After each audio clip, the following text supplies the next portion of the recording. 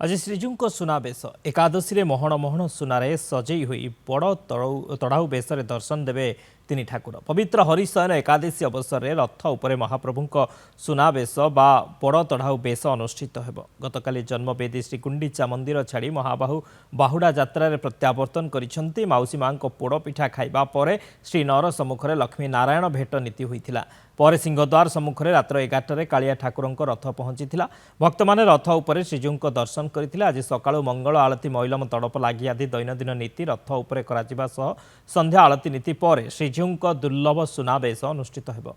लक्ष लक्ष भक्त एही बेश दर्शन करने को पूरी छुटुछंती। भिड़ आशंका प्रशासन पक्षर स्वतंत्र व्यवस्था ग्रहण करा जायछि।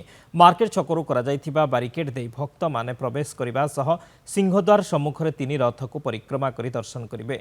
श्रीमंदिर प्रशासन पक्षर करा जायथिबा नीति निर्घंट अनुसार आज संध्या प्राय 5टारू सुना बेश करा जिवो। राति 11टा पर्यंत एही बेश दर्शनर सौभाग्य प्राप्ति हेबो।